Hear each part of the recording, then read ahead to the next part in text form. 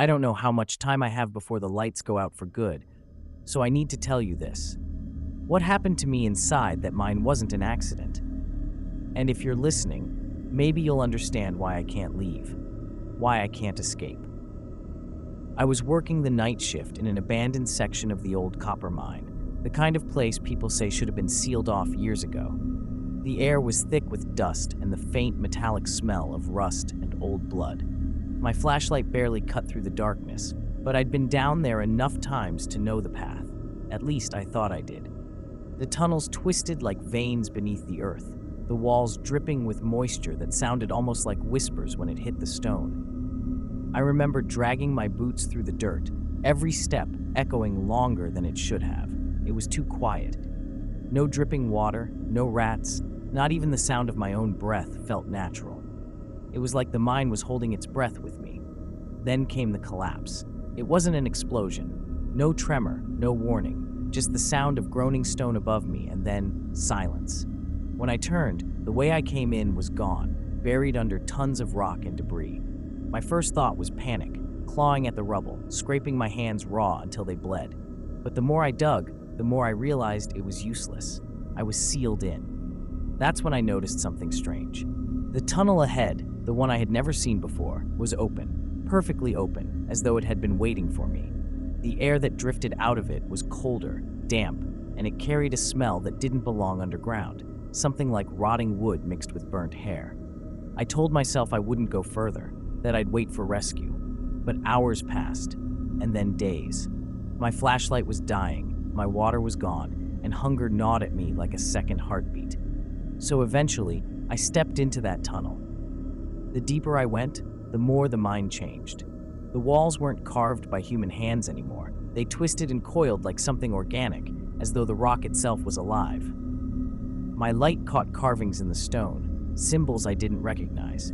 Some of them looked like faces screaming, their mouths stretched wide, their eyes hollow. And then I found the bones, piles of them, not scattered, not broken, but arranged carefully in circles along the floor. Skulls staring at me, their jaws locked open as if frozen mid-scream. My breath caught in my throat, and I swore, God help me, I swore some of them turned to follow me as I passed. I should have turned back. I should have stayed and waited to die like a normal man. But something in that darkness was pulling me deeper. And that's when I heard it, the sound that still echoes in my head even now. A voice. Not loud, not human, but a low, hollow whisper that came from everywhere at once. You found me. I froze when I heard that voice. My flashlight flickered, and for a moment I thought the darkness itself was leaning closer, pressing against my skin. I told myself it was the exhaustion, the hunger, the claustrophobia eating at my mind. But the voice wasn't in my head. It echoed through the stone, vibrating in my bones like a second heartbeat. I forced myself to move, one step, then another, deeper into the tunnel. Every crunch of gravel under my boots sounded too loud, as if I was trespassing in a place that didn't want me there. The air grew colder, sharp enough that my lungs burned with every breath. My flashlight beam shook in my hand, and that's when I noticed shadows moving against the light. They weren't mine. I tried to convince myself they were tricks, my mind filling the silence with things that weren't real. But then one of the shadows stretched, rising up against the wall, its limbs impossibly long, bending and curling till its head scraped the ceiling. Its mouth opened wider than any humans ever could, and yet there was no sound.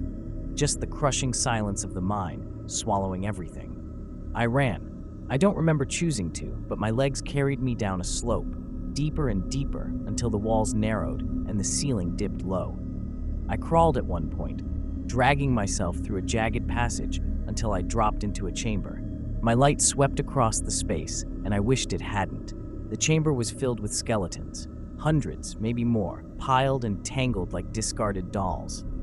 Their bones weren't old and brittle like I expected. They glistened, wet, like they'd been stripped clean only hours ago. Some of them still twitched, faintly, as if something inside refused to let them rest. And in the center of that room was a figure. It wasn't standing. It was hunched, crouched, its bony hands resting on the floor as if it was waiting to spring forward. Its skull was too large, the eye sockets glowing faintly with a golden fire that pulsed like embers. It tilted its head when my light landed on it, and the corners of its jaw stretched into something that was not a smile, not exactly, but an acknowledgement. I couldn't move. I couldn't even scream. The thing's gaze pinned me where I stood. Then it spoke again, that same whisper rattling through my chest. You shouldn't be here. The ground trembled beneath me. Bones rattled, sliding against each other as if waking up. The chamber filled with the sound of scraping claws, echoing laughter that came from nowhere and everywhere at once. The walls seemed to pulse, breathing in and out, as if the mine itself was alive, hungry.